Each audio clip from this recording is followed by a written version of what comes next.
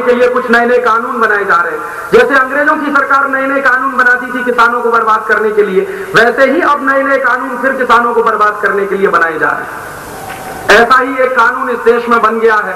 सन 1994 के साल में 15 दिसंबर को भारत सरकार ने गेट करार पर हस्ताक्षर कर दिया। अब इस गेट करार पर हस्ताक्षर होने के बाद तो किसानों की हालत और बराबर गिरती चली जा रही है, बर्बादी की तरफ जाती चली जा रही है। गेट करार जो हस्ताक्षर किया गया 15 दिसंबर 1994 को, वो है क्या? बहुत सारे लोगों को इसके बारे में काफी गलतफहमी है और इस गलतफहमी को आज मैं आपसे दूर करना चाहता हूं। ये गेट करार है क्या? हम लोग, आप लोग अगर समझ सकें तो किसी दूसरे को भी समझा सकते हैं। गेट करार एक ऐसा दस्तावेज है, एक ऐसा समझौता है जिसको भारत सरकार ने किया है दुनिया के कई देशों के साथ मिलकर। यह समझौता क्या है? ये क्या करता है समझौता? इसमें क्या लिखा हुआ है? किस तरह की बातें इसमें दी गई है? किस तरह की बातें लिखी गई है? मैं पहले तो आपको यह समझाने की कोशिश करता हूं कि ये गेट क्या है। 1945 में जब दूसरा विश्व युद्ध खत्म हो गया तो सारी दुनिया में बर्बादी दिखाई दे रही थी। यूरोप के देश बर्बाद हो गए थे जो दूसरे विश्व युद्ध में शामिल हुए थे। बहुत सारे दूसरे देश बर्बाद हो गए थे जो दूसरे विश्व युद्ध में शामिल हुए थे। तो उस बर्बादी को दूर करने के लिए एक संस्था बनाई गई जिसका नाम रखा गया वर्ल्ड बैंक।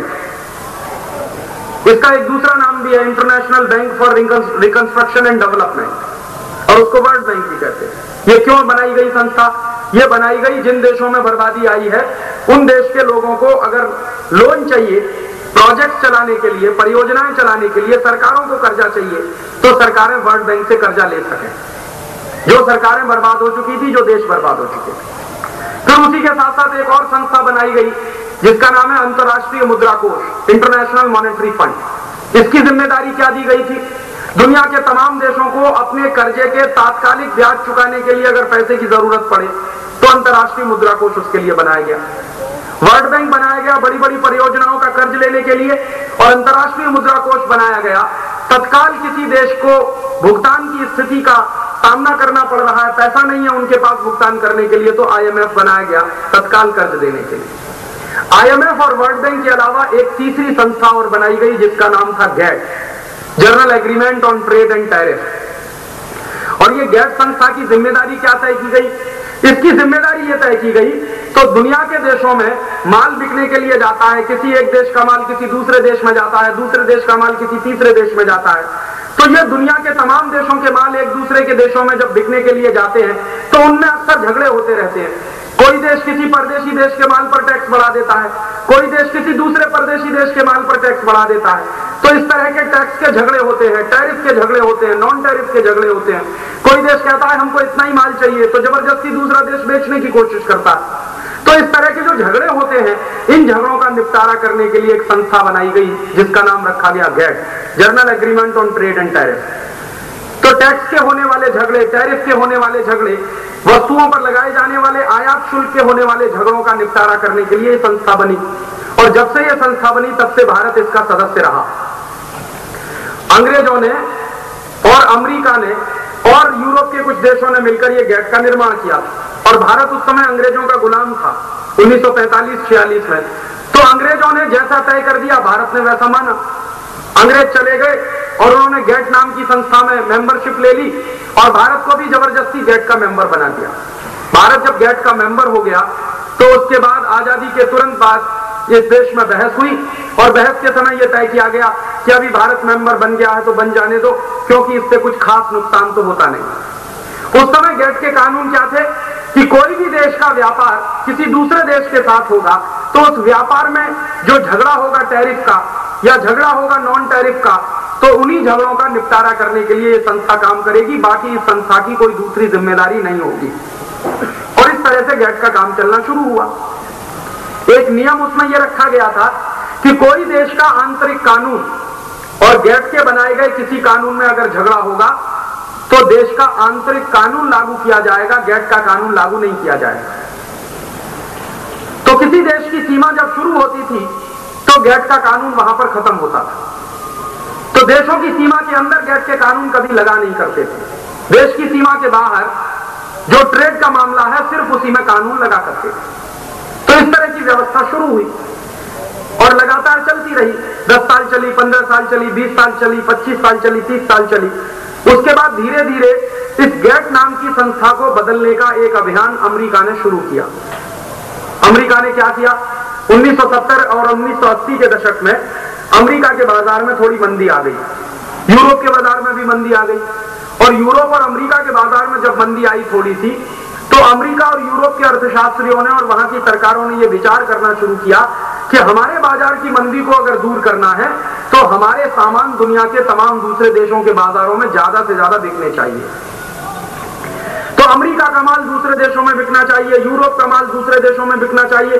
हालांकि उसके पहले भी बिकता था, अमेरिका का माल दूसरे देशों में, जापान का माल दूसरे देशों में, यूरोप का माल दूसरे देशों में, लेकिन ज्यादा से ज्यादा बिकना चाहिए, इस तरह की बात करना शुरू किया अमेरिकी सरकार ने और यूरोपियन सरकारों ने। तो फिर उन्होंने क्या किया कि दुनिया के दूसरे देशों के बाजारों को खुलवाना है अपना माल बेचने के लिए, तो उसके लिए कुछ ना कुछ तो कानून बनवाने पड़ेंगे। तो अमेरिका ने और यूरोप के देशों ने गैट नाम की संस्था का दुरुपयोग करना शुरू किया इस काम के लिए। गैट में पहले जो कानून बनाए गए थे कि गैट में यह नियम था कि किसी भी देश के आंतरिक कानून में, आंतरिक मामले में हस्तक्षेप गैट नहीं करेगा। फिर अमेरिका ने ऐसी व्यवस्था बनाना शुरू किया कि गैट नाम की संस्था के नियम किसी देश के आंतरिक कानूनों में भी हस्तक्षेप कर सकते हैं। और आंतरिक कानूनों में किसी देश में हस्तक्षेप करके उन देश के कानूनों को बदलवा कर अपने देश का माल उन देशों में बिकवा कर कोई नई व्यवस्था बना दी जाए, इसके चक्कर में अमेरिका और यूरोप के देश लगे रहे और उन्होंने उसमें थोड़ी सफलता हासिल की। 1986 के साल में गैट की एक मीटिंग हुई और उस मीटिंग में अमेरिका और यूरोप के देशों ने यह कहना शुरू किया कि अभी हम सारी दुनिया के देशों में अपना माल बेचना चाहते हैं बहुत बड़े पैमाने पर, इसके लिए नियमों में बदलाव किया जाए, गैट के नियमों को बदल दिया जाए। तो गैट के नियमों को बदलने के लिए फिर अभियान शुरू हुआ और उस अभियान में अमेरिका के साथ यूरोप के भी बहुत सारे लोग शामिल हुए। तो पहले जो गैट नाम की संस्था और उसका नियम चलता था उसको पूरी तरह से बदल दिया गया। और जिस व्यक्ति ने ये नियमों का बदलाव किया उसका नाम था आर्थर डंकन। वो उस समय गैट का महानिदेशक था। तो आर्थर डंकन ने नए नियम बना दिए और नए नियम बनाकर दुनिया के तमाम देशों के सामने रखे कि अभी आपको अगर गैट में शामिल होना है तो इन नए नियमों को मानना पड़ेगा। और वो नियम अमेरिका के हित में बनाए गए थे, यूरोप के हित में बनाए गए थे। तो जब नए नियम बनाना शुरू किया तो डंकन ने जिस तरह के नियम बनाए और वो ड्राफ्ट तैयार किया तो उस ड्राफ्ट का नाम पड़ गया डंकल ड्राफ्ट, डंकल प्रस्ताव। और डंकल प्रस्ताव को दुनिया के तमाम देशों के सामने पेश किया गया कि या तो आप इस बनाए गए नए ड्राफ्ट को, नए नियमों को पूरी तरह से स्वीकार करिए या इसको पूरी तरह से आप रिजेक्ट कर दीजिए। और आप अगर रिजेक्ट कर देंगे तो गैट के मेंबर नहीं रहेंगे, स्वीकार करेंगे तो नए नियम आपके देश का नुकसान करेंगे। ऐसी स्थिति आ गई भारत के सामने। तो उस समय जो भारत की सरकार थी 1986-1987 के साल में, उस सरकार ने पूरी तरह से घोषणा की कि हम गैट करार को मानेंगे नहीं। और फिर बाद में भारत के ऊपर दबाव पड़ना शुरू हुआ अमेरिका की तरफ से, यूरोप की तरफ से। तो भारत सरकार ने एक काम किया कि भारत के कुछ सचिवों की एक समिति बनाई और उस समिति को यह कहा गया कि आप इसका अध्ययन करिए। तो भारत सरकार के कुछ सचिवों ने उसका अध्ययन किया प्राइमरी स्तर पर, प्राथमिक स्तर पर, और उसमें से नतीजा ये निकला कि ये गैट करार अच्छा नहीं है, देश के लिए बहुत खराब। बाद में भारत सरकार ने हमारे देश के कुछ मेंबर ऑफ पार्लियामेंट को लेकर एक समिति बनाई थी गैट करार का अध्ययन करने के लिए और उस समिति का अध्यक्ष बनाया गया था श्री इंद्र कुमार गुजराल को। तो इंद्र कुमार गुजराल की अध्यक्षता वाली समिति ने भारत सरकार को जो रिपोर्ट पेश की, उस रिपोर्ट में पूरी तरह से कहा उन्होंने कि ये गैट करार बिल्कुल भी देश के हित में नहीं है, इसको पूरी तरह से रद्द कर देना चाहिए, इसको पूरी तरह से रिजेक्ट कर देना चाहिए। तो भारत सरकार द्वारा बनाई गई संसदीय समिति ने पूरी तरह से गैट करार को रिजेक्ट करने की बात कही। उसके बावजूद भारत सरकार ने 15 दिसंबर 1994 को गैट करार पर हस्ताक्षर कर दिए। और गैट करार पर हस्ताक्षर करते समय देश के लोगों के सामने एक बहुत बड़ा झूठ बोला गया। और वो झूठ क्या बोला गया? भारत सरकार की तरफ से यह कहा गया कि जब गैट करार लागू हो जाएगा पूरी दुनिया में तो सारी दुनिया का व्यापार 240 अरब डॉलर बढ़ जाएगा। और सारी दुनिया का व्यापार जब 240 अरब डॉलर बढ़ जाएगा तो भारत का व्यापार भी कम से कम 5 अरब डॉलर तो बढ़ ही जाएगा। भारत का निर्यात 5 अरब डॉलर ज्यादा हो जाएगा। और आपको अगर याद होगा कि जिस समय भारत सरकार ने गैट करार पर हस्ताक्षर किया था उस समय रोज टेलीविजन पर इस तरह के कार्यक्रम आते थे गैट करार के समर्थन में। तो सरकार कभी एक को बिठाती थी, कभी दूसरे को बिठाती थी, और सरकारी जो भोपू होते थे, जो सरकारी चाटुकार होते थे, वो टेलीविजन पर ये बताते थे गांव के किसानों को कि आपका बहुत फायदा होने वाला है, आपका निर्यात बढ़ने वाला है, किसानों को बहुत मदद होने वाली है, किसानों को बहुत फायदा होने वाला है। और इस तरह से पूरे देश में गैट करार विरोधी जो आंदोलन शुरू हुआ था उसको धीरे धीरे खत्म करने का काम टेलीविजन के माध्यम से सरकार ने किया। और इस तरह से भारत की सरकार ने किसानों को और देश के लोगों को गुमराह किया कि 240 अरब डॉलर का व्यापार बढ़ेगा पूरी दुनिया का, भारत का व्यापार 5 से 6 अरब डॉलर का बढ़ेगा, भारत का निर्यात भी बढ़ेगा, भारत के किसानों की आमदनी बढ़ेगी, भारत के किसानों का निर्यात बढ़ेगा। इस तरह की बातें कहना शुरू कर दिया। आज गैट करार को लागू हुए 4 साल हो गए हैं, और 4 साल लागू होने के बाद स्थिति क्या है? 4 साल लागू होने के बाद स्थिति बिल्कुल उल्टी है। पूरी दुनिया में किसी भी स्तर पर 240 अरब डॉलर का व्यापार बढ़ा नहीं है, बल्कि भयंकर मंदी आ गई है पूरी दुनिया में। गैट करार लागू होने के बाद जो व्यापार बढ़ने की बात कही जा रही थी, बिल्कुल उल्टी बात साबित हुई है। व्यापार बढ़ा नहीं है, व्यापार बहुत कम हो गया है।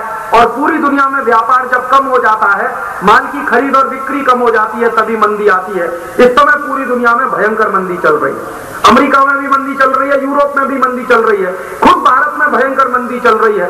तो इतना बड़ा झूठ इस देश के लोगों से बोला गया कि 240 अरब डॉलर का व्यापार बढ़ेगा, भारत का व्यापार 5 से 6 अरब डॉलर का बढ़ेगा, वो तो कहीं हुआ नहीं, बल्कि स्थिति उल्टी हो गई। स्थिति ये हो गई है कि भारत का निर्यात पहले जितना होता था उसमें 5 अरब डॉलर का निर्यात कम हो गया। जो 5 अरब डॉलर का निर्यात बढ़ने की बात कही जाती थी गैट करार लागू होने से, वो 5 अरब डॉलर का निर्यात अभी कम हो गया। और हम लोग पहले से ही इस बात को बोलते थे, आजादी बचाओ आंदोलन ने बहुत पहले से इस बात को कहा था कि गैट करार लागू होने से किसी भी किसान को कोई फायदा नहीं होने वाला, भारत के किसी उद्योग को कोई फायदा होने वाला नहीं, भारत के किसी व्यापार का कोई फायदा होने वाला नहीं, बल्कि किसानों को नुकसान होगा, उद्योगों को नुकसान होगा, व्यापारियों को नुकसान होगा। और क्या क्या नुकसान होंगे, किस तरह के नुकसान होंगे, उसको बताने के लिए मैं अपने साथ गैट करार की कॉपी लेकर आया हूं। और इस गैट करार में लिखा हुआ क्या है, मैं आपको 2-3 बातें पढ़कर सुनाना चाहता हूं कि गैट करार में वास्तव में क्या लिखा हुआ। बहुत बार लोगों को गलतफहमी रहती है, किसी ने गैट करार देखा नहीं और वो गैट करार पे भाषण देना शुरू कर देता है कि ये बहुत अच्छा है देश के लिए। अखबारों में कहीं छप गया, उसके आधार पर बोलना शुरू कर दिया कि गैट करार बहुत अच्छा है देश के लिए। तो वास्तव में गैट करार कितना खतरनाक है, कितना खराब है इस देश के लिए, उसके लिए मैं आपको 1-2 प्रमाण देना चाहता हूं। गैट करार का जो एग्रीमेंट है, जो गैट एग्रीमेंट है, वो मेरे पास है, और इस एग्रीमेंट में से मैं आपको कुछ पढ़कर सुनाना चाहता हूं। ये पूरा का पूरा एग्रीमेंट अंग्रेजी में लिखा गया, और इस पूरे के पूरे एग्रीमेंट में करीब 550 से ज्यादा पन्ने हैं। कुछ लोगों को यह गलतफहमी है कि गैट करार सिर्फ किसानों के बारे में है। किसानों के बारे में ही नहीं है, बहुत सारी दूसरी बातें भी इसमें। किसानों के अलावा 28 ऐसे औद्योगिक क्षेत्र हैं हमारे देश के जिनके ऊपर यह गैट करार लागू होता है। खेती और किसानों का इसमें एक अध्याय है, लेकिन इसके अलावा 27 और अध्याय हैं जो दूसरे तमाम क्षेत्रों पर लागू होते हैं। कपड़े के बारे में है, इसमें बीमा कंपनियों के बारे में है, बैंकों के बारे में है, सर्विसेज का पूरा सेक्टर है, ट्रिप्स का पूरा चैप्टर है, पेटेंट के बारे में है, इसमें बहुत सारे दूसरे विषयों के बारे में है, करीब 28 विषयों के बारे में इसमें है। उनमें से खेती और किसानों का एक विषय है सिर्फ इसमें। तो ये कहता क्या है और इस करार में लिखा हुआ क्या है, मैं आपको इसका एक पैराग्राफ पढ़कर सुनाता हूं कि किस तरह का दस्तावेज है। गैट करार का जो सबसे पहला अध्याय है, उस सबसे पहले अध्याय का पेज नंबर 10 और पैराग्राफ नंबर 5 क्या लिखा है, पहले मैं अंग्रेजी में पढ़ के सुनाता हूं, फिर उसकी हिंदी बताऊंगा कि इसका मतलब क्या है। इसमें लिखा हुआ है, no reservations may be made in respect of any provision of this agreement.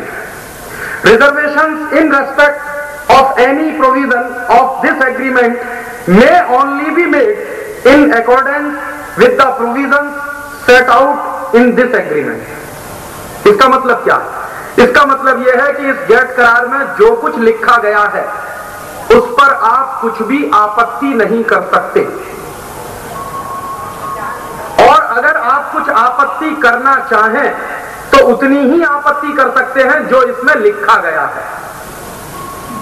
इसको समझिए, नाक को ऐसे पकड़ा जाए या ऐसे घुमा के पकड़ा जाए। ये गेट करार की भाषा कुछ इसी तरह की। पहले कह दिया कि इस गेट करार में जो कुछ भी लिखा गया है उस पर आप कुछ भी आपत्ति नहीं कर सकते। फिर दूसरी लाइन में यह कह दिया गया कि अगर आप आपत्ति करना चाहें तो कर सकते हैं, लेकिन उतनी ही जितना इसमें लिखा हुआ है। माने इसके लिखे हुए के बाहर आप कुछ आपत्ति नहीं कर सकते।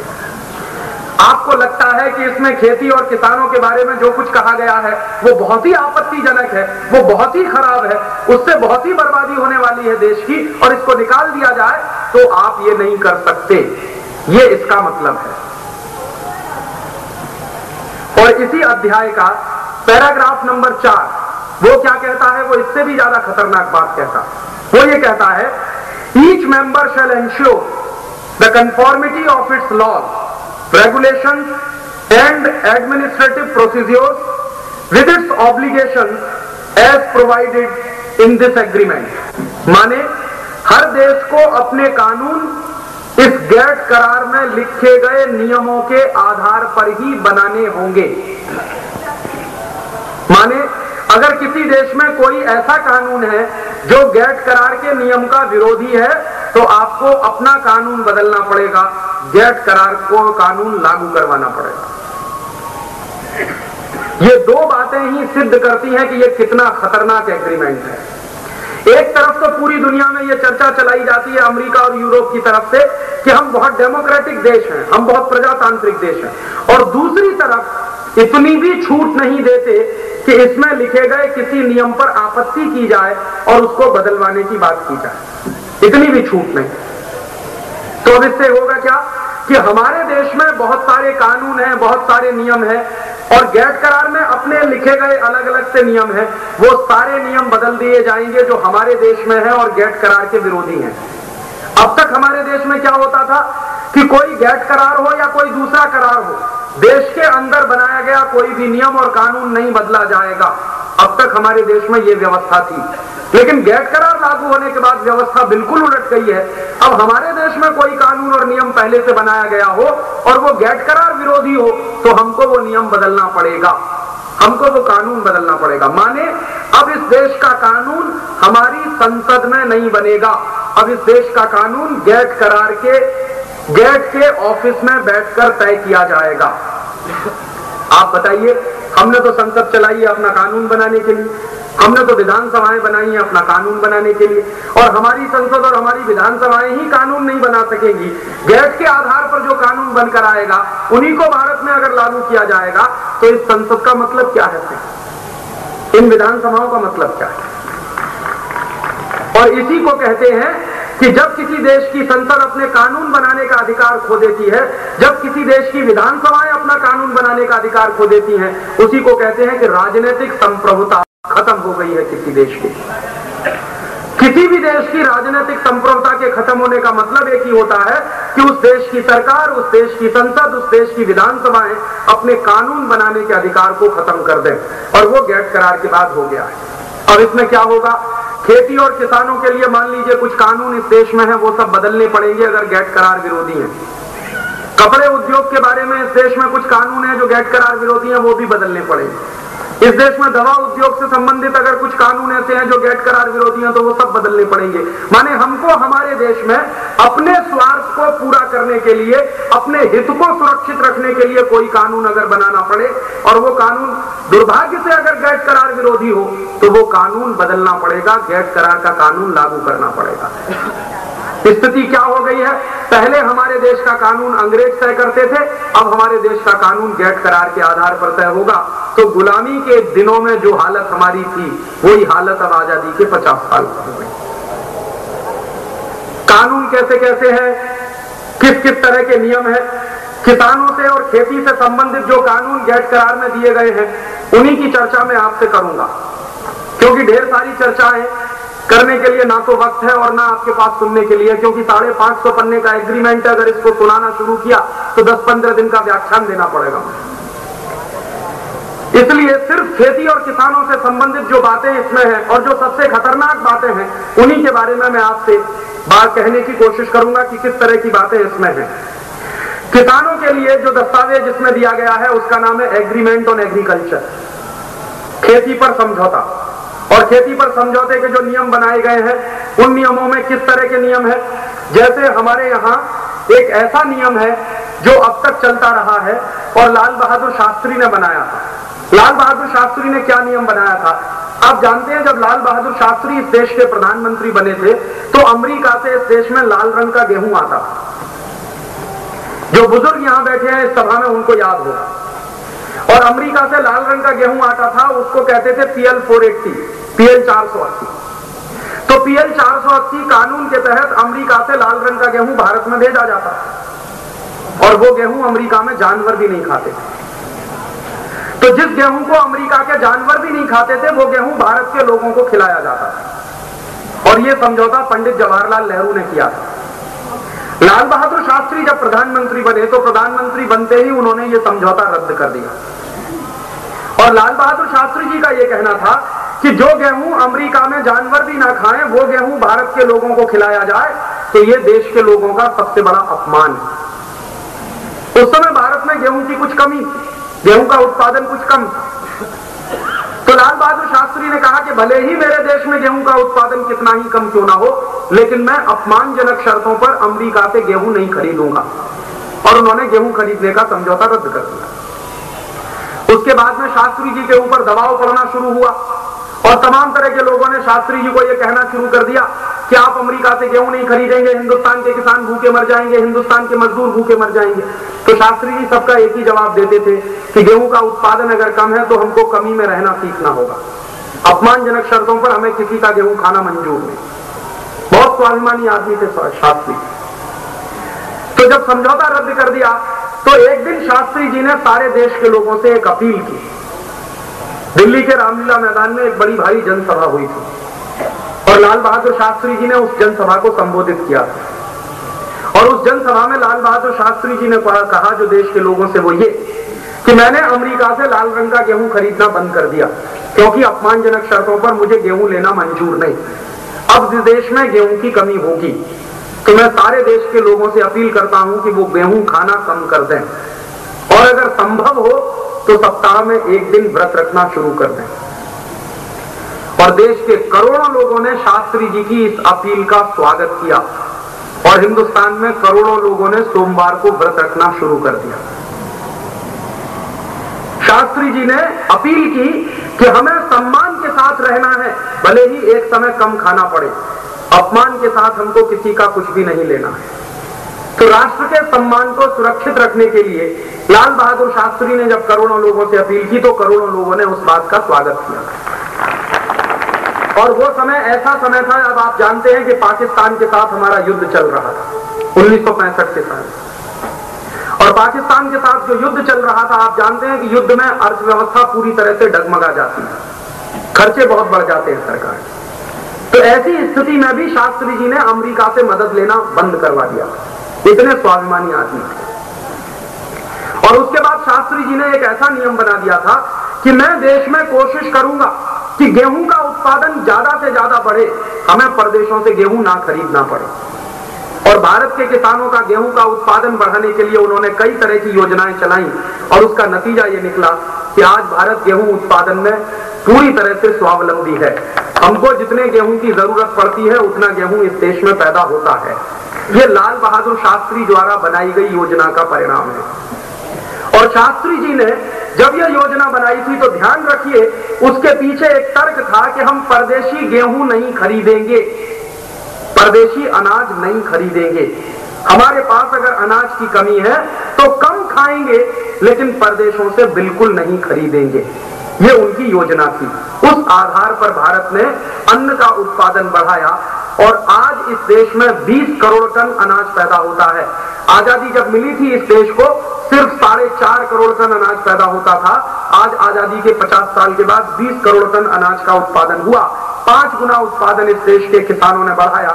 तो वो उस तरह की नीतियों का परिणाम था और आज हम स्वावलंबी हैं। लेकिन अब क्या होगा, गैस करार लागू हो गया है और तब से हमको ये कानून अपना बदलना पड़ेगा, ये नियम बदलना पड़ेगा। और नियम कैसे बदलना पड़ेगा?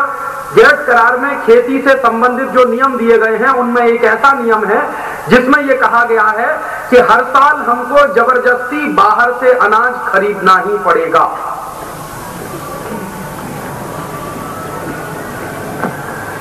हमें उसकी जरूरत हो या ना हो, लेकिन जबरदस्ती हर साल हमको बाहर से अनाज खरीदना ही पड़ेगा। कितना खरीदना पड़ेगा और कैसे खरीदना पड़ेगा, उसके लिए जो नियम इसमें लिखा गया है गेट करार में, वो मैं आपको पढ़कर सुनाना चाहता हूं। एग्रीमेंट ऑन एग्रीकल्चर में पेज नंबर 23 पर एनेक्सर नंबर 5 है, और उस एनेक्सर नंबर 5 में पैराग्राफ नंबर 5 है, जो ये बात कहता है कि हमारे जैसे देशों को जबरदस्ती हर साल बाहर से अनाज खरीदना ही पड़ेगा, चाहे उसकी जरूरत हो या ना हो। वो कैसे कहता है? Where the special treatment is not to be continued at the end of the implementation period, the member concern shall implement the provisions of paragraph 6 below. In such a case, after the end of the implementation period, the minimum access opportunities for the designated product shall be maintained at the level of 8% of corresponding domestic consumption in the base period in the schedule of the member concerned. ये अंग्रेजी में लिखा गया नियम है, इसकी हिंदी का मतलब क्या है? हर देश को उसमें एक बेस पीरियड दिया हुआ है। जो बेस पीरियड इस नियम में दिया गया है वो 1986 से 1988 के साल का है। तो इसका मतलब क्या है, जो मैंने अंग्रेजी में पढ़कर सुनाया, इसका मतलब ये है कि 1986 से 1988 के बीच में भारत के लोगों ने जितने खाद्यान्न का उपयोग किया, जितना अनाज खाया 1986 से 88 के साल में, उस अनाज का 8% हर साल हमको बाहर से खरीदना ही पड़ेगा। मतलब क्या है इसका? 1986 से 1988 के साल में भारत के लोगों ने जो अनाज खाया था, कुल मिलाकर वो था लगभग 24-25 करोड़ टन। तो 24-25 करोड़ टन जो हमने कुल अनाज खाया, उस अनाज का 8% हर साल हमको विदेशों से खरीदना ही पड़ेगा, चाहे उसकी जरूरत हो या ना हो। अभी जैसे मान लीजिए हमारे यहां गेहूं की जरूरत नहीं है विदेशों से खरीदने के लिए, लेकिन खरीदना पड़ेगा। हमको शक्कर की जरूरत नहीं है विदेशों से खरीदने के लिए, लेकिन खरीदनी पड़ेगी। हमको तुअर की दाल विदेशों से खरीदने की जरूरत नहीं है अगर, लेकिन खरीदनी पड़ेगी, जबरदस्ती लेनी पड़ेगी। और ये नियम हमारे देश पर कितने खतरनाक तरीके से लागू होगा, क्योंकि भारत की आबादी 98 करोड़ है, इसलिए हमारा डोमेस्टिक कंजम्पशन भी ज्यादा है। हमारे यहाँ लोग ज्यादा हैं, हमारे यहाँ जनसंख्या ज्यादा है, इसलिए हमारे यहाँ अनाज का उपयोग भी बहुत ज्यादा है। और जिन देशों में जनसंख्या बहुत कम है, जिन देशों में लोग बहुत कम है, वहां पर अनाज का उपयोग भी बहुत कम है। तो उन देशों के लिए तो ये नियम बहुत अच्छा है, क्योंकि बहुत थोड़ा सा उनको खरीदना पड़ेगा। लेकिन हमारे देश में तो जनसंख्या सबसे ज्यादा है। गेट में जितने देश मेंबर हैं, उन सभी देशों में सबसे ज्यादा जनसंख्या वाला देश है भारत। पूरी दुनिया में सबसे ज्यादा जनसंख्या वाला देश है चीन, लेकिन चीन गेट का मेंबर नहीं है, तो चीन पर यह नियम लागू नहीं होता। भारत सबसे बड़ी जनसंख्या वाला देश है इस समय गेट के देशों में, तो भारत के ऊपर जब यह नियम लागू होगा तो पूरी तरह से सत्यानाश हो जाएगा इस देश का। तो हर साल हमको करीब करीब 8% अन्न खरीदना ही पड़ेगा। तो ये कितना बैठेगा? और फिर इस नियम में एक चीज और जोड़ी गई है कि हर साल हमको ये जो बाहर से खरीदने वाला अन्न है, इसमें 0.8% की बढ़ोतरी करती रहनी होगी हर साल। 8% तो खरीदना ही है 1986 से 88 के बीच में जो टोटल डोमेस्टिक कंजम्पशन है उसका, और हर साल इसमें 0.8% की बढ़ोतरी होती चली जाएगी। तो लगभग सन 1999 तक आते आते क्या स्थिति होगी? सन 1999 तक आते आते हमको हर साल 2 करोड़ टन अनाज बाहर से खरीदना ही पड़ेगा, चाहे उसकी हमको जरूरत हो या ना हो। अब आप जानते हैं कि जबरदस्ती अगर बाहर से अनाज हमने खरीदा, हमारी सरकार ने खरीदा, और देश में भी अनाज है काफी, तो क्या होगा उसका? बाहर से जो अनाज आएगा वो देश के अंदर पैदा किए गए अनाज का दाम बुरी तरह से गिराएगा। यही तो होगा। आप जानते हैं जब भी समाज में उपभोग से ज्यादा सप्लाई हो जाए, डिमांड से ज्यादा सप्लाई हो जाए, जितनी जरूरत नहीं है उससे ज्यादा माल आ जाए बाजार में, तो निश्चित रूप से सामान की कीमतें गिर जाती हैं। तो भारत में जरूरत नहीं है जिस अनाज की, वो अनाज अगर आ जाएगा जबरदस्ती तो कीमतें गिरेंगी, और अनाज की कीमतें गिरेगी तो नुकसान किसको होगा? किसानों को होगा। और ये काम शुरू हो गया है। कैसे शुरू हो गया है? इस साल आपने अखबारों में खबर पढ़ी होगी, भारत सरकार ने 15 लाख टन परदेशी गेहूं खरीदा है अभी कुछ दिन पहले। क्यों खरीदा? गैट करार का नियम। जरूरत नहीं थी हमको इस साल गेहूं खरीदने की, लेकिन भारत सरकार ने खरीदा। और किस भाव में खरीदा?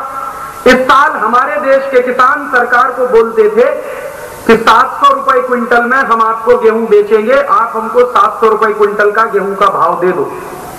मैंने आपको बताया किसान खुद भाव नहीं तय कर पाता, सरकार तय करती है।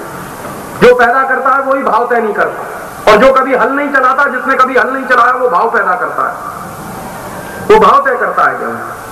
जिसने कभी खेती नहीं की, वो खेती से पैदा होने वाले सामानों का दाम तय करता है दिल्ली में बैठ के, और जो रोज खेती करता है उसी को अधिकार नहीं है खेती का दाम तय करने का, खेती के अन्न का दाम तय करने का। तो किसानों ने कहा भारत सरकार को कि इस साल हमको गेहूं बेचने का अधिकार दे दो 700 रुपए क्विंटल। भारत सरकार ने नहीं दिया। झगड़ा हुआ किसानों के साथ भारत सरकार का, तो सरकार ने माना 650 रुपए क्विंटल। सरकार ने कहा कि 650 रुपए क्विंटल से ज्यादा भाव नहीं दे सकते गेहूं का, और भारत के किसानों को कह दिया गया कि आप 650 रुपए क्विंटल में गेहूं बेचिए। और जिन सरकारों ने भारत के किसानों का गेहूं 650 रुपए क्विंटल में बिकवाया, उसी सरकार ने ऑस्ट्रेलिया से गेहूं खरीदा 850 रुपए क्विंटल। माने भारत के किसान मांग रहे थे 700 रुपए क्विंटल गेहूं का दाम, तो नहीं दिया सरकार ने, लेकिन ऑस्ट्रेलिया की एक कंपनी से गेहूं खरीद लिया सरकार ने 850 रुपए क्विंटल। माने परदेशी किसानों का गेहूं तो 800 रुपए 50 रुपए क्विंटल, 850 रुपए क्विंटल खरीद सकते हैं, लेकिन अपने देश के किसानों का गेहूं 700 रुपए क्विंटल में भी नहीं खरीदते। आप सोचिए ये कैसी सरकारें हैं। हम कैसे कहें कि ये हमारे राष्ट्र की सरकार है, ये हमारी सरकार है। हमारे किसानों का गेहूं तो नहीं खरीदते 700 रुपए क्विंटल में, परदेशी किसानों से खरीदते हैं 850 रुपए क्विंटल में। तो ये सरकार हमारी है या परदेशियों की? और इसी तरह से आप जानते हैं कि पिछली साल भारत सरकार ने चीनी खरीदी थी 10 लाख टन परदेशों से। तो चीनी खरीदी जा रही है 10 लाख टन परदेशों से। गेहूं खरीद लिया 15 लाख टन परदेशों से। अभी जो गेहूं आ गया है 15 लाख टन, उसको रखने की जगह नहीं है पूरे देश में, क्योंकि जहां गेहूं रखा जा सकता है वो भंडार पहले से ही भरे पड़े। फूड कॉर्पोरेशन ऑफ इंडिया के ऑफिसर्स कहते हैं कि हमारा ही गेहूं इतना पैदा हुआ है इस साल देश में कि उसी को रखने की जगह नहीं है। ये परदेशों से 15 लाख टन और आ गया, इसको रखें कहां? तो हो सकता है किसी दिन पड़े पड़े सड़ जाए वो पूरा का पूरा गेहूं, लेकिन सरकार ने पैसा दे दिया है डॉलर में गेहूं खरीद कर।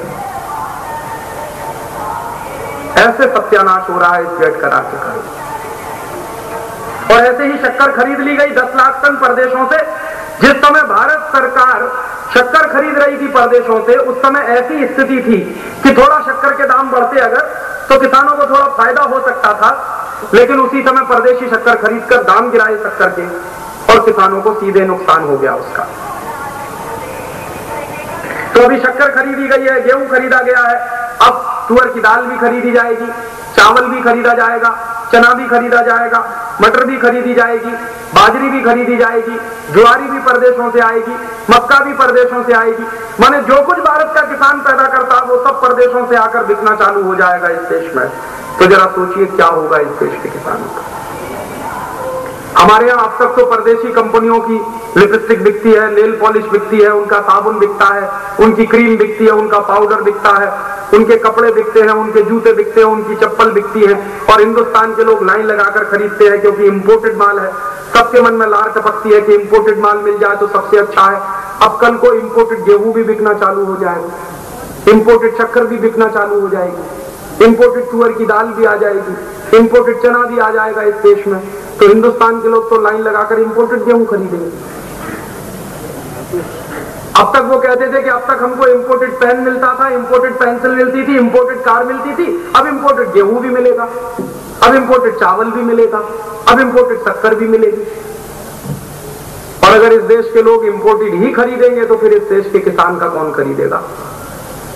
और इस देश के किसान का नहीं खरीदेगा तो किसान तो मरेगा। और मैंने आपको बताया कि 45 करोड़ किसान इस देश में बहुत छोटे किसान हैं, उनकी हालत तो बुरी तरह से खराब होने वाली है। और इसी तरह से इस गैट करार में एक और ऐसा नियम है कि हमारे देश के किसानों को जो थोड़ी बहुत सब्सिडी दी जाती है उसमें भी कटौती करनी पड़ेगी। किसानों को दी जाने वाली सब्सिडी में करीब 24% कटौती करनी पड़ेगी। और किसानों को दी जाने वाली सब्सिडी में 24% कटौती करीब करीब हो भी चुकी है। उसका नतीजा क्या निकला है? किसानों को जो डायरेक्ट सब्सिडी दी जाती है, दो तरह की सब्सिडी दी जाती है किसानों को, एक तो इनडायरेक्ट सब्सिडी होती है, एक डायरेक्ट सब्सिडी होती है। तो डायरेक्ट सब्सिडी जब खत्म कर दी सरकार ने तो खाद का दाम बढ़ गया, बीज का दाम बढ़ गया, बिजली का दाम बढ़ गया, पानी का दाम बढ़ गया, केमिकल पेस्टिसाइड का दाम बढ़ गया, इंसेक्टिसाइड का दाम बढ़ गया, इन सबके दाम बढ़ गए। और इन सबके दाम बढ़ गए माने खेती महंगी हो गई। और दुर्भाग्य दूसरा क्या है कि गांव का किसान खेती महंगी करे, माल बाजार में बेचने के लिए जाए तो परदेशी माल आ जाए, दाम गिर जाए नीचे, तो किसान को दोहरा नुकसान। तो जो नियम कभी हिंदुस्तान में अंग्रेजों ने चलाए थे, जो नियम कभी अंग्रेजों के जमाने में चलाए गए थे, उसी तरह के नियम अब इस देश में गैट करार के माध्यम से चलाने की कोशिश की जा रही है।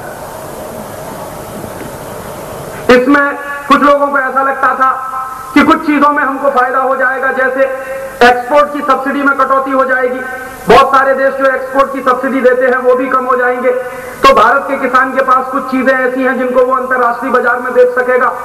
जैसे हमारे किसान को सबसे ज्यादा उम्मीद ये थी कि कपास हम ज्यादा से ज्यादा बेच सकेंगे, कॉटन हम ज्यादा से ज्यादा बेच सकेंगे, क्योंकि एक्सपोर्ट सब्सिडी अगर दूसरे देशों में कॉटन की खत्म होती है तो हमारा कॉटन सस्ता हो जाएगा, कॉम्पिटिटिव हो जाएगा, ज्यादा से ज्यादा बिकेगा। लेकिन अमेरिकियों ने और यूरोपियन लोगों ने चतुराई से, यूरोप के लोगों ने, अमेरिकी लोगों ने चतुराई के साथ व्यवस्था ये की है कि हमारे देश का कपास उनके देश में बिकने ना पाए, उसके लिए अलग कानून बना रखे।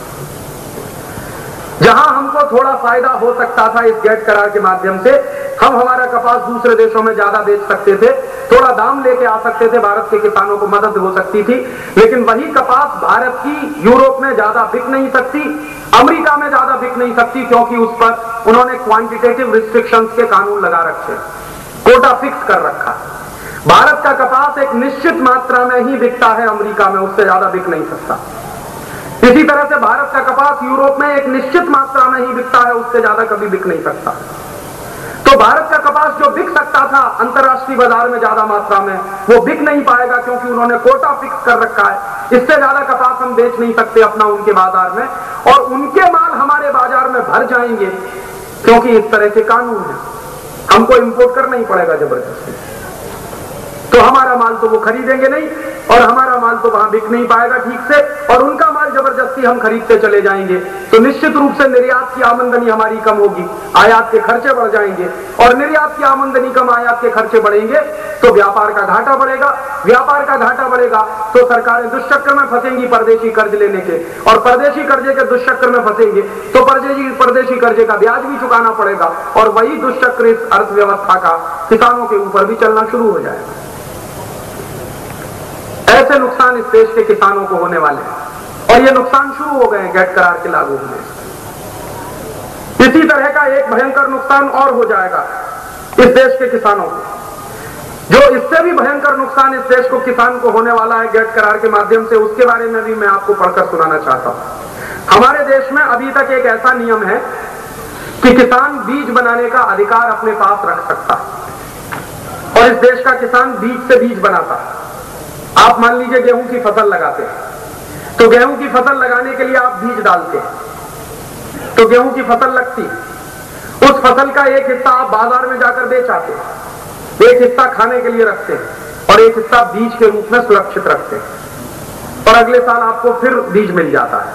माने एक बीज लगाया आपने, तो उसी बीज से दूसरा बीज बना, फिर उसी बीज से तीसरा बीज बना, बीज से बीज बनता रहता है, और किसान सीड मल्टीप्लिकेशन करता रहता है। माने हर बार किसान को नया बीज खरीदने की जरूरत नहीं है। ऐसी व्यवस्था है इस देश में इस समय। और एक नियम और भी है हमारे देश में कि बीज जैसी चीज पर किसी का पेटेंट नहीं होता भारत में। हमारे यहां 1970 में एक ऐसा पेटेंट कानून बनाया गया है, जिस पेटेंट कानून में एग्रीकल्चर सेक्टर से संबंधित बहुत सारी चीजों पर पेटेंट नहीं होता। बीज पर नहीं होता, बीज बनाने के तरीके पर नहीं होता, हमारे यहाँ खाद पर नहीं होता, खाद बनाने के तरीके पर नहीं होता, खाद बनाने की टेक्नोलॉजी पर पेटेंट नहीं होता, हल बनाने की टेक्नोलॉजी पर पेटेंट नहीं होता, हल पर पेटेंट नहीं होता। माने किसानों के इस्तेमाल आने वाली जितनी चीजें हैं उन पर पेटेंट नहीं होता। क्यों नहीं होता? ताकि किसानों को उससे मुनाफा हो, उससे फायदा हो। पेटेंट होने से क्या नुकसान होता है? मान लीजिए किसी कंपनी का कोई बीज है और उस कंपनी का उस बीज पर पेटेंट है, तो सिर्फ वही कंपनी बीज बनाकर बेच सकती है, कोई दूसरी कंपनी नहीं बनाकर बेच सकती उस बीज को। आने वाली जितनी चीजें हैं उन पर पेटेंट नहीं होता। क्यों नहीं होता? ताकि किसानों को उससे मुनाफा हो, उससे फायदा हो। पेटेंट होने से क्या नुकसान होता है?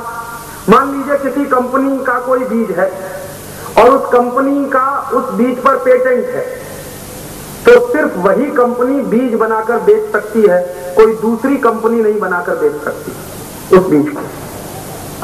तो मान लीजिए आए थोड़ी देर के लिए कल्पना करिए कि हमारे यहाँ गेहूं की एक किस्म है जिसका नाम है RR21, और RR21 किस्म की गेहूं जो हम हमारे देश में किसानों के द्वारा पैदा करवाते हैं, कल को मान लीजिए पेटेंट कानून ऐसा बन जाए कि बीज पर भी पेटेंट मिलना शुरू हो जाए, और मान लीजिए किसी परदेशी कंपनी ने या किसी स्वदेशी कंपनी ने ही RR21 नाम के गेहूं की प्रजाति पर पेटेंट ले लिया, तो सिर्फ वही कंपनी को RR21 बीज बेचने का अधिकार होगा, बाकी किसी को नहीं होगा। अभी क्या है, आप खुद चाहें तो RR21 बीज से बीज बनाकर बेच सकते हैं बाजार, और किसान बीज का व्यापार कर सकता है, और हजारों साल से इस देश में किसान बीज का व्यापार करता आया। ये उसका अधिकार, नेचुरल राइट है ये उसका। लॉ ऑफ नेचुरल जस्टिस के हिसाब से भी ये बिल्कुल फिट बैठता है कि जो किसान खेती को लगातार परिष्कृत करता है, जो किसान खेती को लगातार उन्नत बनाता है, उसको ये अधिकार है कि वो अपने बीज से बीज बनाकर बेच सकता है, किसी दूसरे के साथ बीज का बदलाव कर सकता है। अक्सर किसान एक बीज दूसरे को देते हैं, दूसरे से एक बीज ले लेते हैं, इस तरह का बदलाव पूरे देश में चलता है।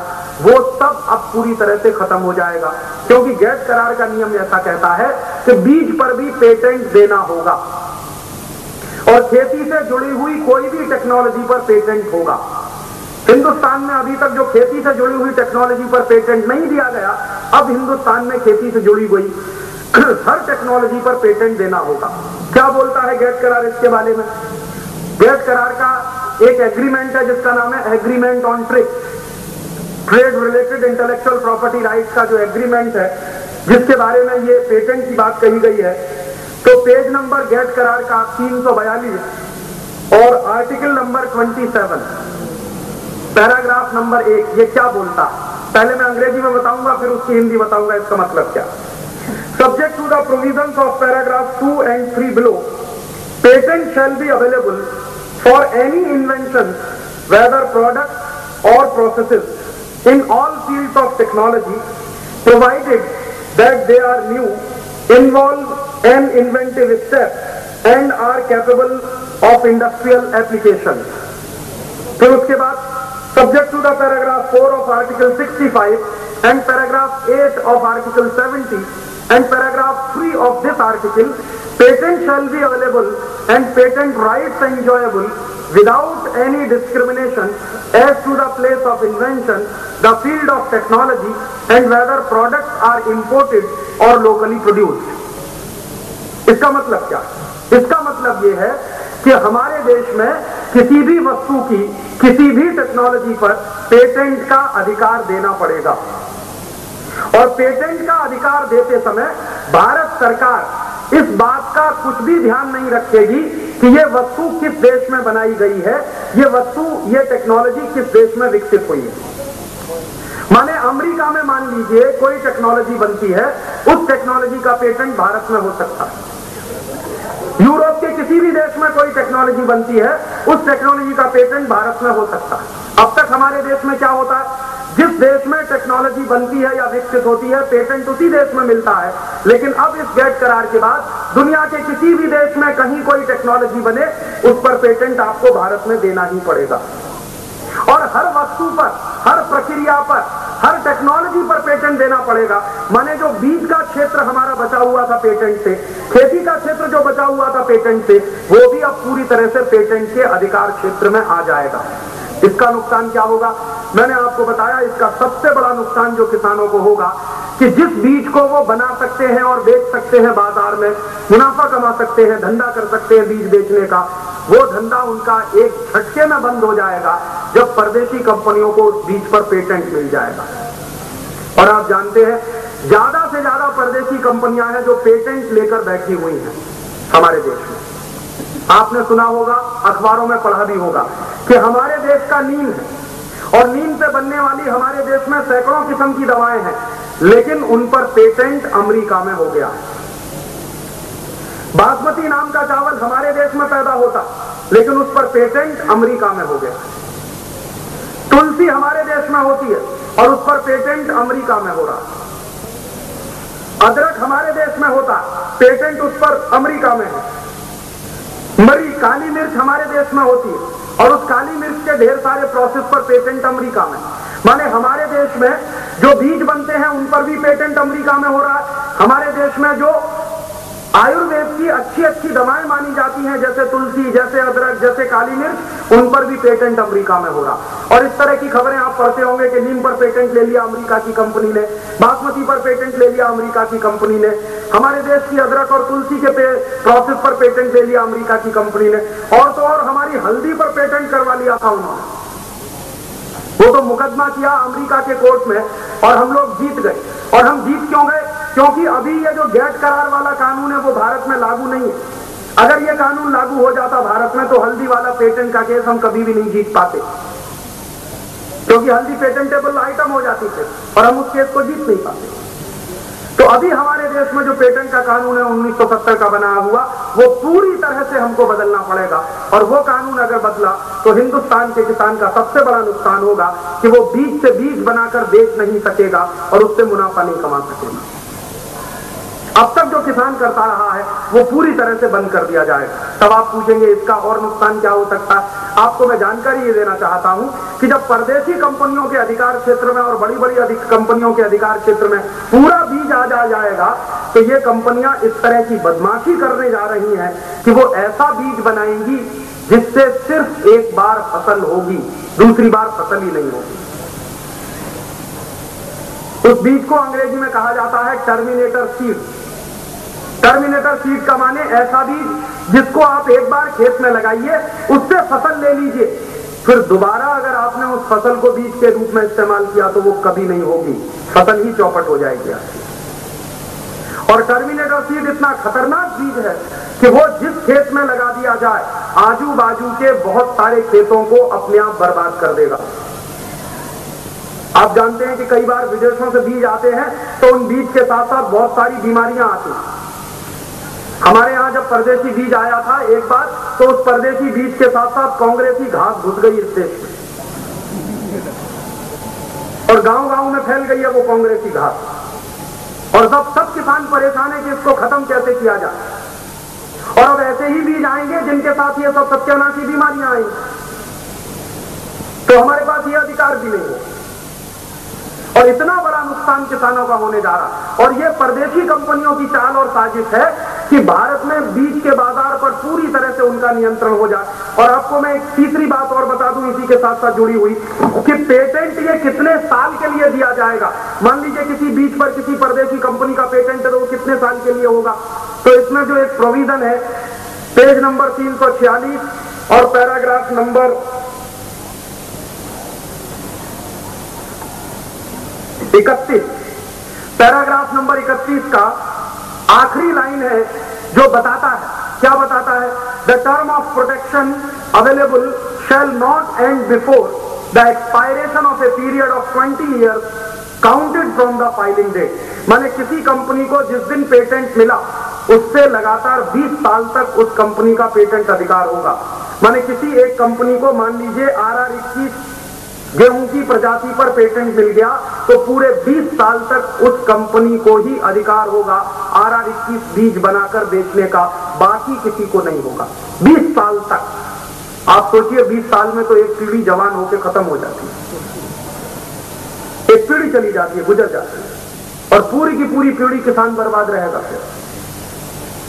फिर आप कह सकते हैं, कुछ लोगों को ऐसा लगता है कि राजीव भाई हम भी तो पेटेंट करा सकते हैं, हिंदुस्तान का 45 करोड़ किसान तो गरीबी की रेखा के नीचे जीता है, वो पेटेंट एप्लीकेशन कैसे फाइल करेगा? लाखों डॉलर चाहिए पेटेंट एप्लीकेशन फाइल करने, कहां से लाएगा वो बेटा? रोज 2 समय की रोटी खाने की तो उसको मुश्किल हो जाती है, वो पेटेंट एप्लीकेशन फाइल करने के लिए 5 लाख डॉलर चाहिए, कहां से लाएगा? ये तो बड़ी बड़ी कंपनियां ही करने वाली हैं, और बीच पर पूरी तरह से बड़ी कंपनियों का अधिकार हो जाएगा। हमारे बाजार में परदेशी अनाज बिकना शुरू हो जाएगा, किसानों को मिलने वाली जो छोटी मोटी सब्सिडी थी वो भी पूरी तरह से खत्म हो जाएगी। तो आप सोचिए, खेती तो और सत्यानाश हो जाएगी, किसान तो और बर्बाद हो जाएगा। इसलिए हम लोगों ने आजादी बचाओ आंदोलन की मदद से और आजादी बचाओ आंदोलन की तरफ से इस गैट करार का, इस तरह के पेटेंट कानून का, ये जो WTO का एग्रीमेंट है, इसका पूरी ताकत से विरोध करना शुरू किया है। जब से ये शुरू हुआ तभी से हम इसका विरोध कर रहे हैं और आगे भी हम करते रहेंगे। अब इसमें से आप ये प्रश्न पूछ सकते हैं कि राजीव भाई इसमें से बाहर निकलने का कोई रास्ता है क्या? अभी सरकारों ने तो ये कर दिया है करार, अब इसमें से बाहर निकलने का कोई रास्ता है क्या? हमारी खेती जो बर्बाद हो रही है, ये बर्बाद तो हो ही रही है, अब इस खेती को सुधारने का कोई रास्ता है क्या? हाँ है, बाहर निकलने का रास्ता है, और वो रास्ता इसी गैट करार में लिखा हुआ। और क्या लिखा हुआ है? इसी गैट करार का जो सबसे पहला चैप्टर है, जिसके बारे में मैंने आपको पढ़कर सुनाया था, उसी चैप्टर में बिल्कुल साफ साफ लिखा हुआ है। मैं आपको पढ़कर सुनाना चाहता हूं ताकि किसी को गलतफहमी ना हो। बहुत बार ये चर्चा होती है पूरे देश में कि अब क्या करें, हम तो गैट करार में फंस गए हैं, सरकार ने तो समझौता कर लिया है, अब हम इसको रद्द नहीं कर सकते, इसमें से बाहर नहीं आ सकते। बिल्कुल साफ साफ गैट करार में लिखा हुआ है कि कोई भी सरकार इस गैट करार के समझौते को रद्द कर सकती है और कोई भी सरकार इस गैट करार में से बाहर निकल सकती है। कैसे? इसमें बिल्कुल साफ साफ लिखा हुआ है, आर्टिकल नंबर 15 माने 15, पेज नंबर 9 और पहला अध्याय गैट करार का, वो क्या कहता है? Any member may withdraw from this agreement. कोई भी देश इसमें से बाहर निकल सकता है, माने कोई भी देश इसको रद्द करवा सकता है अपने लिए कम से कम। कैसे?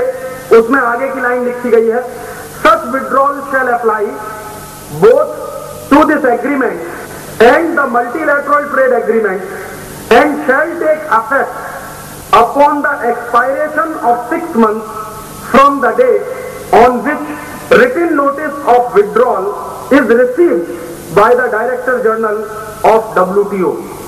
माने क्या है? कोई भी देश गैट करार में से बाहर आ सकता है। कैसे? एक एप्लीकेशन देगा, गैट का जहां हेड ऑफिस है वो जगह है जिनीवा, तो गैट के हेड ऑफिस में जो इनका सबसे बड़ा अधिकारी बैठता है उसका नाम है डायरेक्टर जनरल ऑफ WTO। तो डायरेक्टर जनरल जो WTO का है उसको ये एप्लीकेशन दिया जाएगा कि हम इसमें से बाहर निकलना चाहते हैं।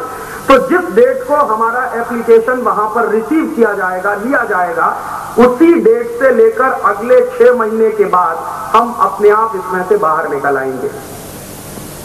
माने कुछ भी मुश्किल नहीं है इसमें से बाहर निकलने। कई बार देश के नेता हमको बेवकूफ बनाते हैं, गुमराह करते हैं कि एक बार एग्रीमेंट हो गया है तो अब इसमें से बाहर निकलने का कोई रास्ता नहीं है। मैं यही कहने आया हूं आपको कि इसमें से बाहर निकलने का रास्ता है और बिल्कुल साफ साफ लिखा गया है कि इसमें से कोई भी सरकार बाहर निकल सकती है। तो यही काम अब हम लोगों ने शुरू किया है कि हम भारत सरकार को दबाव डाल रहे हैं कि वो इस गैट एग्रीमेंट में से बाहर निकले, और इसी के लिए हम लोग 1 करोड़ लोगों से स्वाक्षरी ले रहे हैं, जिसके पेपर्स आपको दिए गए हैं। 1 करोड़ लोगों से स्वाक्षरी लेकर सरकार पर हम यही दबाव डालने वाले हैं कि या तो आप गैट करार में से बाहर निकलो और नहीं तो गैट करार की शर्तों को बदलवाओ। इन शर्तों पर हमको गैट करार मंजूर नहीं है क्योंकि देश को बहुत नुकसान है। आप पूछेंगे अगर सरकार बाहर निकल आई तब क्या होगा? तो उसका एक तीसरा रास्ता है कि मान लीजिए भारत सरकार इसको रद्द करे और इसमें से बाहर निकल आए।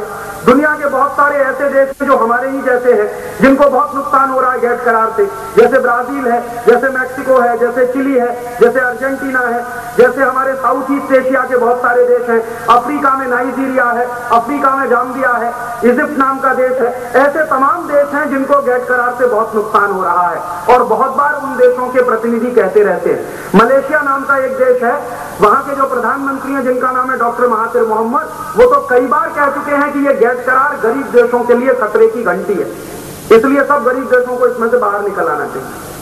तो एक रास्ता और है, वो रास्ता ये है कि अगर भारत सरकार इसमें से बाहर निकले तो उन सभी देशों को बाहर निकलने के लिए रास्ता खुल जाएगा जो इसमें फंस गए हैं, और वो सब देश भी अगर इसमें से बाहर निकल आए तो ये गेट नाम की संस्था ही रद्द हो जाएगी, ये डूब जाएगी, बाढ़ में चली जाएगी और हम सबकी जान बच जाएगी।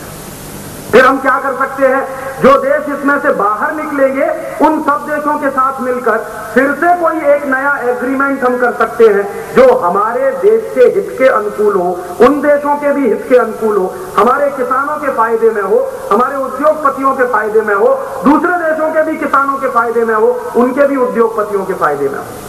एक नया एग्रीमेंट फिर कर सकते हैं। ये एग्रीमेंट कभी अंग्रेजों ने किया था अमेरिकियों के साथ मिलकर, तो जरूरी तो नहीं है कि वही परमानेंट हो गया, अभी कोई दूसरा एग्रीमेंट भी हो सकता। तो हम लोग दो ही बातें सरकार को कह रहे हैं, या तो आप इसमें से बाहर निकलो, और बाहर निकलो तो दूसरे तमाम देशों को बाहर निकालने का रास्ता बताओ और एक नया एग्रीमेंट साइन करो सभी देशों के साथ मिलकर, या इस गेट एग्रीमेंट की शर्तों को बदलवाओ, क्योंकि ये शर्तें देश के हित में नहीं है, ना किसानों के हित में है, ना उद्योगों के हित में है, ना व्यापारियों के हित में है, किसी के हित में नहीं है। और जानते हैं हम कि सरकार इसको सुनेगी, और सरकार ने अगर नहीं सुना, 1 करोड़ लोगों की स्वाक्षरी करा के जो हम देने वाले हैं सरकार को, अगर उसने बात ये नहीं मानी तो मैंने कल आपसे कहा था कि हम सरकार के खिलाफ सुप्रीम कोर्ट में जाएंगे, और हमारी पिटीशन गेट के बारे में पहले से ही सुप्रीम कोर्ट में जा चुकी है, और हम सरकार के खिलाफ मुकदमा लड़ेंगे और सुप्रीम कोर्ट में जाकर हम ये सिद्ध करेंगे कि ये गेट करार नाम का पूरा जो दस्तावेज है वो संविधान विरोधी है। और आप जानते हैं कि हमारे देश में कोई भी सरकार संविधान विरोधी एक भी काम नहीं कर सकती।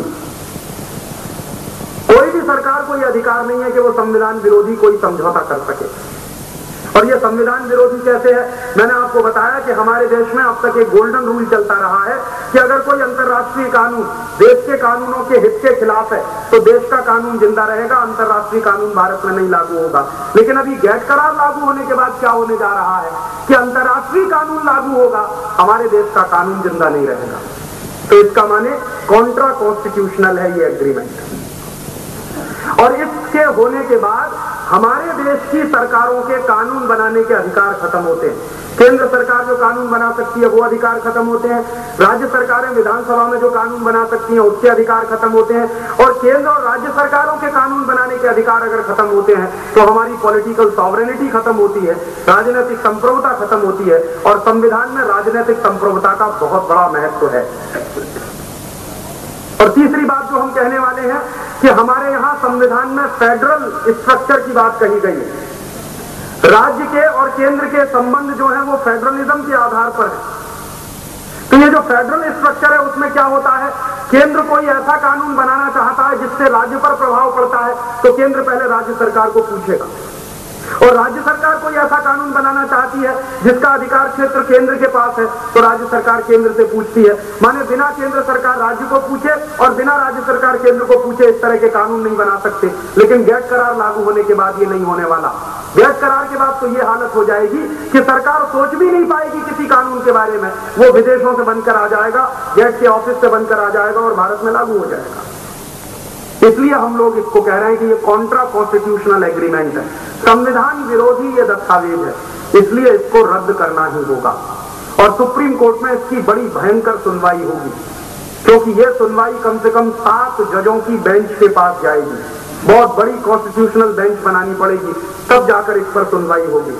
और उस पूरी सुनवाई को शुरू करवाने के पहले हम देश के लोगों को बताना चाहते हैं कि हम ये काम क्यों कर रहे हैं, हम गेट करार का विरोध क्यों कर रहे हैं, हम WTO के एग्रीमेंट का विरोध क्यों कर रहे हैं, उससे देश को क्या नुकसान है। और यही बात मैं आपको समझाना चाहता था। अब इस पूरी प्रक्रिया में से बाहर निकलना है हमारे अपने देश को, तो मुझे लगता है कि हमको गैस करार रद्द करवाना पड़ेगा।